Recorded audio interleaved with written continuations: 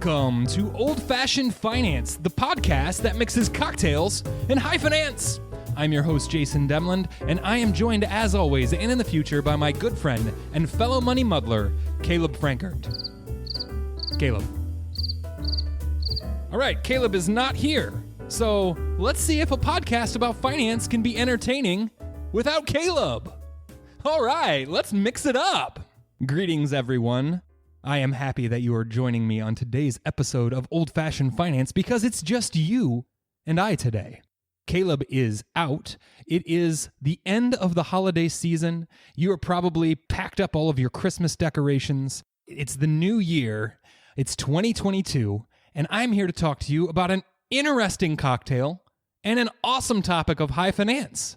I'm pumped, even though it's just me. So let's dive right in. Today I want to talk about farming. I know that seems weird, so let me explain a little bit more.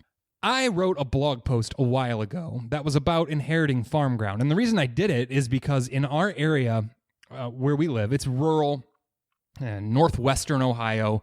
There's a lot of third, fourth, fifth, sixth, seventh generation farm people out here, and a lot of them are inheriting farm ground that has been broken up over the years. If you're like me, well, what happened is a great-great-grandpa immigrated here from Germany or from somewhere in Europe because it was kind of exciting time. It was a new world. For this, it was a big Prussian immigration. And came to the New World as the 1800s, right before the Civil War, got some farm ground, and started a new life. So that's what the Demland family did.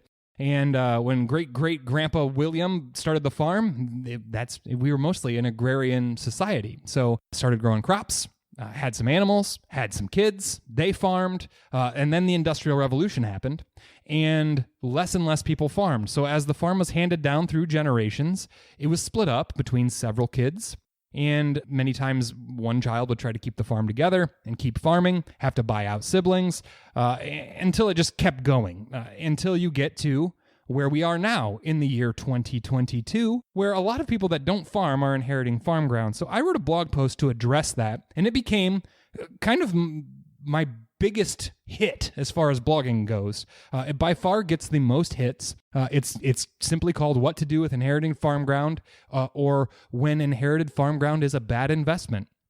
So I'm going to speak to that today, and while we talk about it, we're going to talk about a drink that hopefully is related to farming. All right, today's drink is the Old Fashioned. I know we've done that on the very first episode of this podcast. This Old Fashioned is a Rye Old Fashioned. I thought that would be more interesting. It's a little grittier, a little harsher than a regular Old Fashioned, just like farmers are. For today's drink, I mixed up some Sazerac rye, 2 ounces of Sazerac rye, 3 dashes of Angostura bitters, and about 1/4 of an ounce of simple syrup. Muddled it together, popped in some ice cubes and a maraschino cherry, Luxardo, and now I'm enjoying a very simple cocktail. I figure simplicity is best. Coming from a farming background, we value that. So I thought I'll be drinking that today. It's very easy to make. We've talked about rye before. To be a rye whiskey, it just needs to be 51% rye. Sazerac rye is a barely legal rye. So let's enjoy it, and I'll kind of tell you about the flavor profile. Yeah, that's an old-fashioned. That's a good cocktail.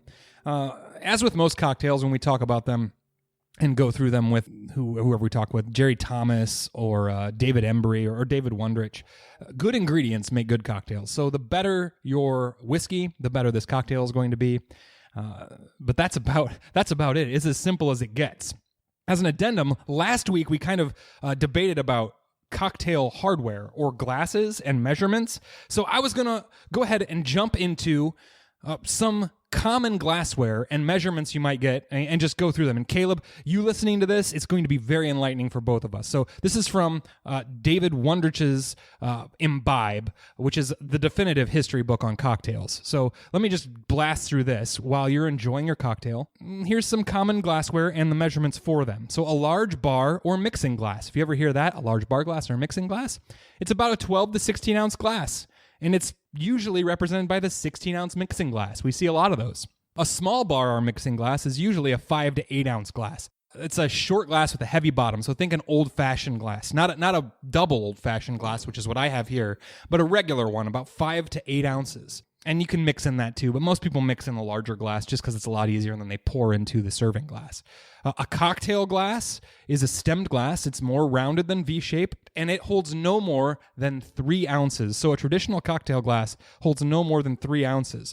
It's hard to find that nowadays. They're so big. So you're probably going to find one that's, 6 ounces, and that's a big old glass. So if you want to stay true to the old-timey recipes, you're going to want something that's small, and you can probably find one that's 4 to 5 ounces. And I've got a couple of coupe glasses at home that are cool looking. Those fit the bill there. An earthenware mug you could get. Just make sure it doesn't, Wondrich says, preferably without Garfield or Dilbert on it. Most of our mugs made out of earthenware have weird logos on them now. You can also get a Collins glass. That's a tall, narrow glass, 14 to 16 ounces. It's narrow. That's a Collins glass. A tumbler is a big old 8-ounce glass. That's what I've got right here. Good for punches, David Wondrich says. A fizz glass is a slender 6 to 8-ounce glass. A red wine glass, this is what we were talking about in last week's episode, wine glasses and sherry glasses. A red wine glass is a glass for red wine, not a wine glass that is red. It's also called a claret glass. It's a 4-ounce glass, so you want it to be 4 ounces. A sherry glass is a narrow-stemmed 2-ounce glass. And a pony glass, this is what I was thinking of last time, is a small, narrow-stemmed glass holding 1 ounce or a little more than that. So there's your quick rundown of glassware. Make sure that your cabinet is stocked with those when you're enjoying your cocktails that you're making. And with no further ado, and with Rye Old Fashioned in hand, let's dive into today's finance topic.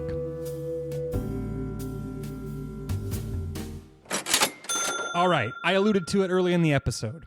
And today I am going to talk to you guys about when farm ground you inherit is a bad investment. This is a topic that is fraught with emotions. And it's something that I talk to with my clients frequently about, because around my area, like I said before, we're not dealing with top hat plans and executive compensation and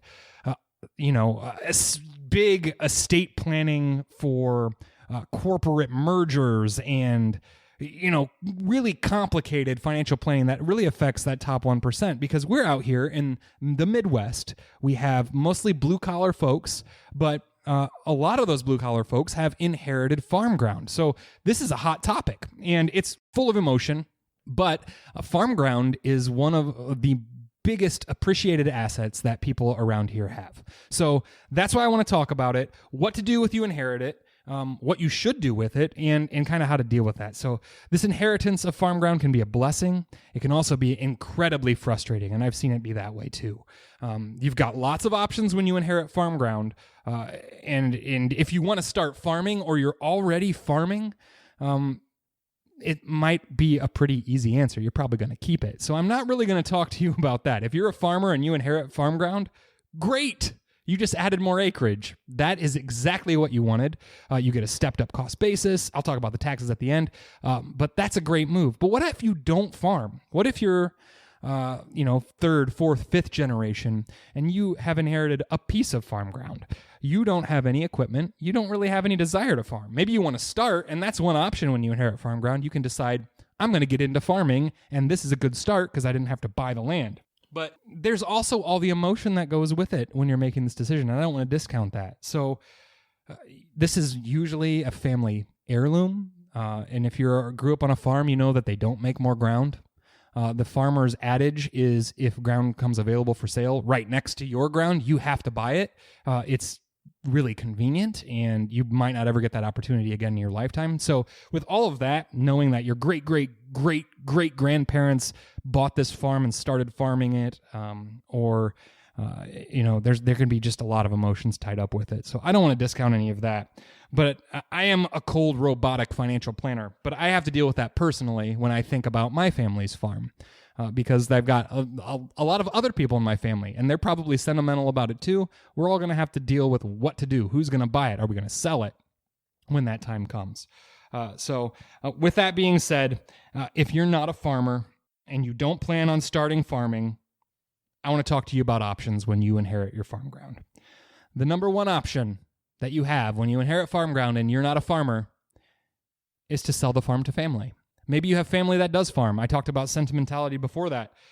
If you're sentimental about the ground, and another member of your family is also sentimental about the ground, but they farm, maybe give preference to them. You inherited the ground, sell to them. You may or may not want to give them a little bit of a discount on it when you sell it to them. But this is probably the best option to satisfy you. You get to keep the farm in the family, and you sell kind of a burdensome property and then get a financial windfall on top of that. It seems like a clean and simple solution, but there's some negative aspects to consider. Your family member who's farming may not be able to pay that appraised value of the land. And that means in order to keep it in family, you have to be willing to take less money. So I alluded to that too. If it's really important to you, you can cut a discount, or you can set up a payment plan or something like that.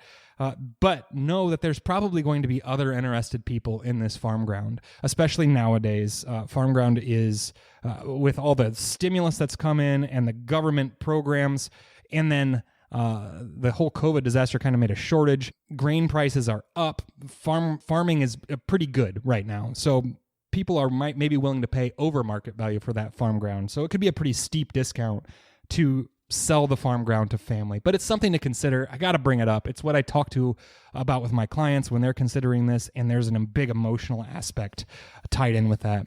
Due to the emotional attachment of the ground, this is really popular, so people will consider that. The second option that I want you to consider is keeping the ground and treating it as investment property. You know, a lot of people choose to go this route, and it's really popular, and rightly so. So you're not selling the ground, you're just keeping it. It's investment property now. You're going to make some money off of it. Due to the emotional attachment to the ground, a lot of folks choose to hang on to the farm and then cash rent it to a farmer. Average cropland ground in 2021 in the United States was valued at about $4,420 an acre on average. And it's a lot higher than that in the Corn Belt and in places like our state of Ohio, but think of like Iowa and Illinois and Nebraska. It's closer to $7,000 an acre in those areas. It's good, better ground, better for growing grain. In Ohio, the average is about $6,800 an acre in 2021 from the U.S. Department of Agriculture Cropland Value by State survey. And hey, if you want to check all this stuff out, by the way, visit financialdefiance.com. And right there on the front page of the website is a link to when farm ground you inherit is a bad investment. And in that article, there are links to all these statistics that I've gathered up. But so $6,800 an acre in Ohio, and maybe, like I said, it could be worth a lot more depending on who wants to buy it. But in this scenario, you're not selling it. But I went ahead and looked. The USDA also puts out a publication on what the average rent is for cropland ground. And it's about $200 an acre. It was actually $199 an acre on average. So you go ahead and take $200 out of your $4,420 to $6,800, and there's about a 3 to 5, maybe 6%. It could be up to a 7% return on investment before taxes and excluding any fluctuation in land values. And know that property taxes can vary, so it's worth noting that there are some exceptions, and there's some programs out there that can reduce property taxes, like participating in an ag district program. You have to look into all of that. So there's a lot of variables here. These are rough numbers, but I wanted to give that to you. So here's an example. For example, an 80-acre parcel of qualifying agricultural use ground in Defiance County, Ohio, appraised at just under $3,000 an acre for taxes, owes $4,034.71 annually in taxes. If the rental income from the land is $16,000, I'm using the $200 an acre average cash rent, that means that around 25% of your return on investment is eaten up by the property tax. So you've got to consider property taxes. Taxes alone can cut quite a bit into the total return of the farm ground. But let's just say if you hold on to the farm ground for 35 years, you could also realize some appreciation on the ground. Farmland in history has gone up over time. So you could hang on to the land and hope land value continues to appreciate as it has historically over the average rate, which is about 7% a year according to the USDA. And on the website, I've got that chart too. It actually looks like it peaked around 2014 and has kind of started to level off. But, it's just kind of like the stock markets. It adjusts over time, up and down, up and down. But over the long term, it has gone up. This could work out to a good total return of around 10% annually. So if you take in the cash income, this is like the equivalent of market investing. This is like dividends. This is the total yield. You've got appreciation and dividend payments in or interest payments in, even though this is cash rent and land appreciation.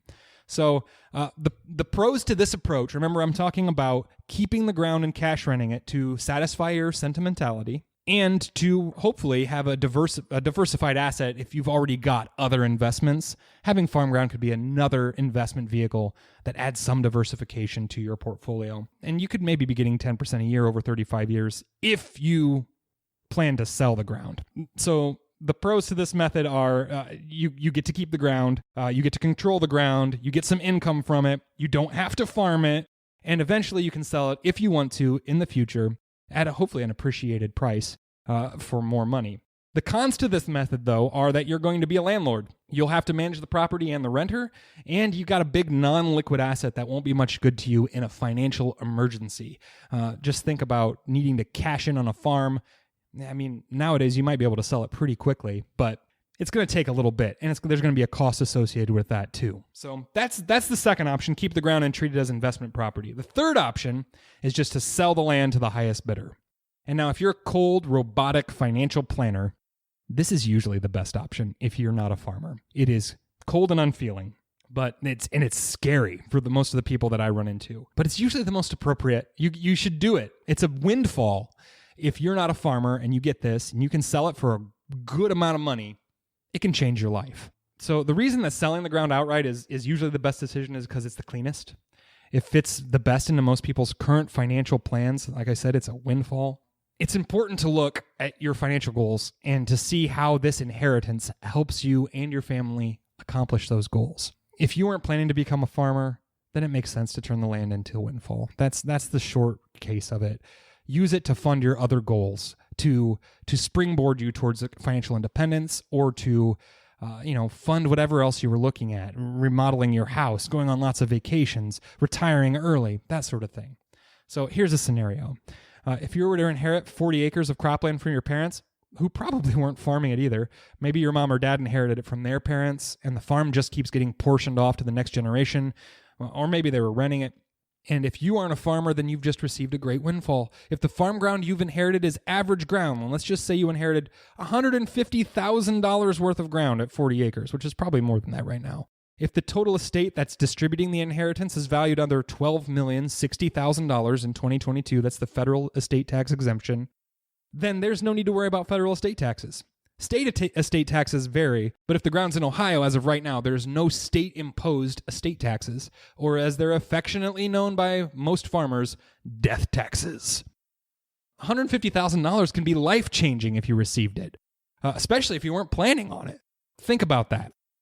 When we talk about farm ground, selling it, or keeping it, we have to do an opportunity cost kind of comparison. So let's talk about what is a better investment. Keeping the ground or selling it and maybe investing into a non-qualified investment account with a financial advisor, someone like me, where you're invested in the broad market overall. To answer that question, which is better, it depends, is always our answer. Where are you in your current financial plan? Are you getting out of debt? Are you saving for retirement? Are you saving for your kids' college? Are you drawing money down in your retirement? You could use $150,000 to get out of debt, or at least make a huge dent in your debt. You could fully fund your emergency fund, I sure hope. You should get a huge boost to your retirement savings or kids' college funds, or you could even start a charitable fund if that's the phase that you're on. You can do a lot of different things with that money as opposed to keeping in the farm. There's some cons to keeping the farm ground too, and I said that earlier. So first, the farm ground's not liquid, and a portfolio made up of mutual funds and ETFs is generally a lot more easily converted to cash than a farm ground.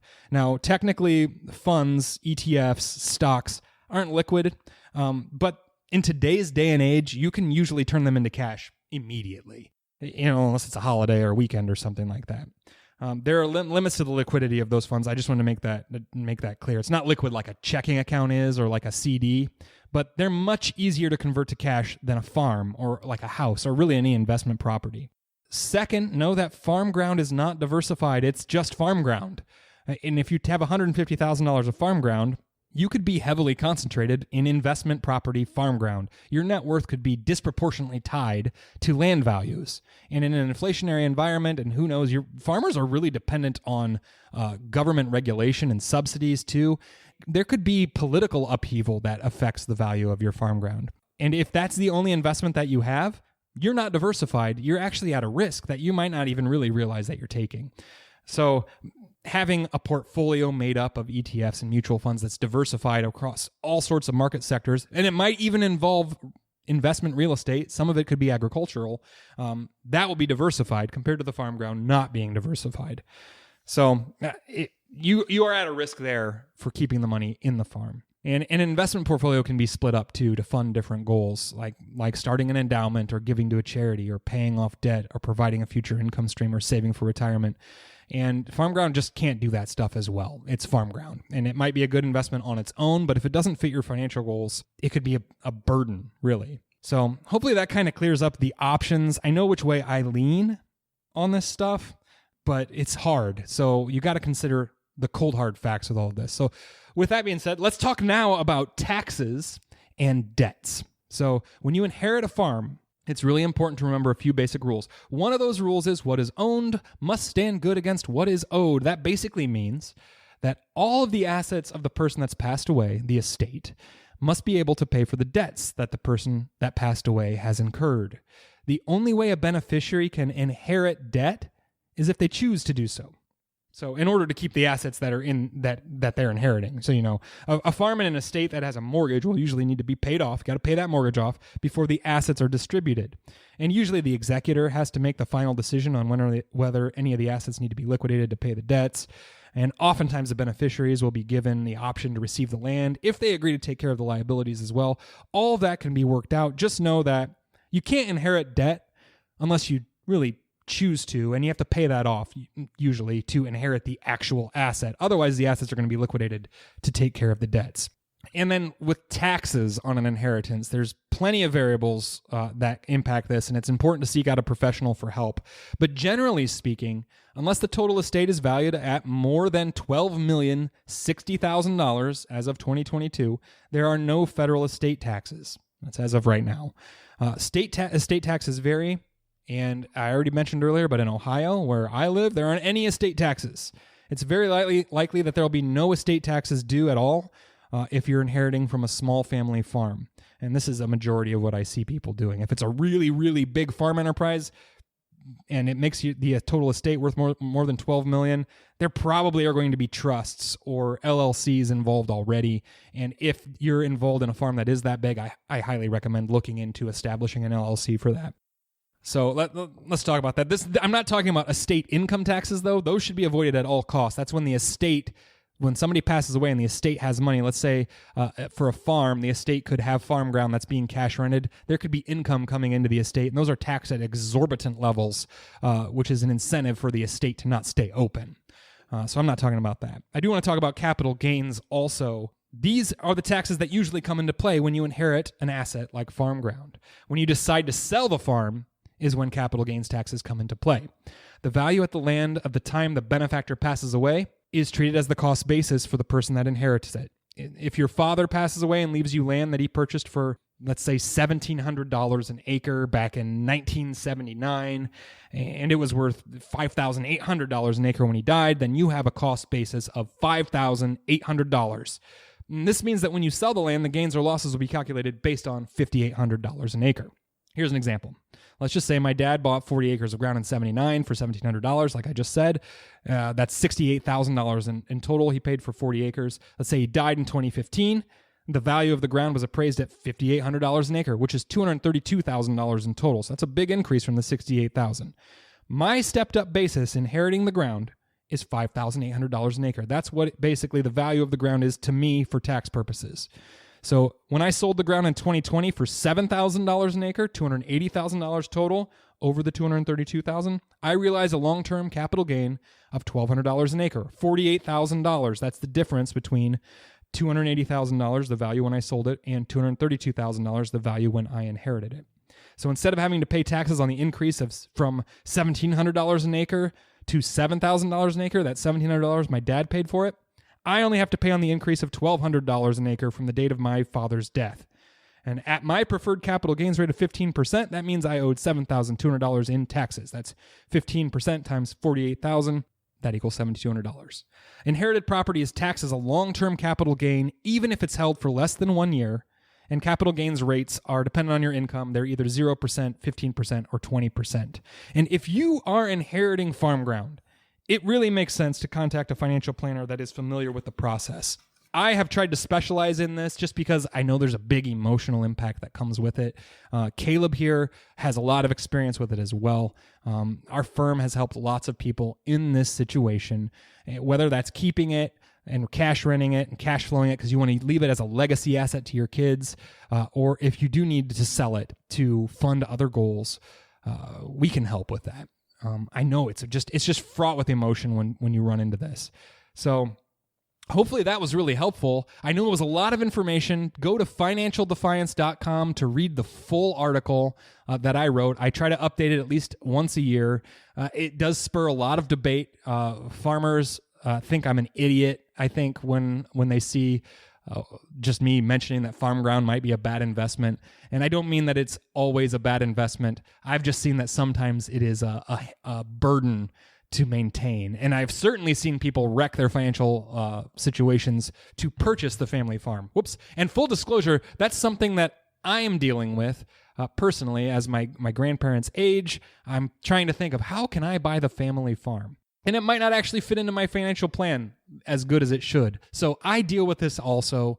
It's really good to have somebody on the outside that can kind of pull emotion out of it to give you advice. So that's why I recommend doing that. You may need to bring an attorney in also to deal with the impacts of trusts. Good estate planning is key here, though, too. So make sure if you own a farm and you're going to pass it on to somebody, they kind of know. Make sure things are laid out very clearly and you have your wishes kind of drawn out. Whew, that's a big and heavy topic, but I think it's time to close out the tab. So thanks for having a drink with me this week. It's time to close out that tab. If you have a question or topic you want to address on the Old Fashioned Finance podcast, be sure to email us at speakeasy@oldfashionedfinance.com. We would love to hear from you. Don't forget to share the show with someone you love or just someone who needs a little money muddling themselves. You can stay up to date with the latest action by following us on Facebook and Instagram. Old Fashioned Finance is brought to you by Blue Jay Financial Group, that's bluejfg.com, and produced by Podastery Studios. I've been your host, Jason. Cheers.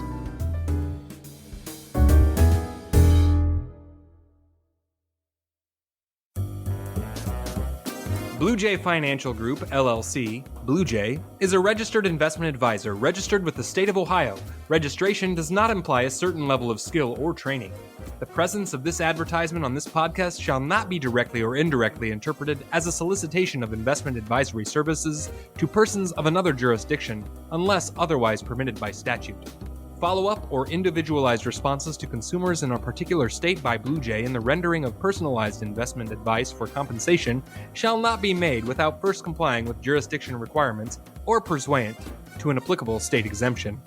All verbal and written content on this presentation is for information purposes only. Opinions expressed herein are solely those of Blue Jay, unless otherwise specifically cited. Material presented is believed to be from reliable sources, and no representations are made by our firm as to other parties' informational accuracy or completeness.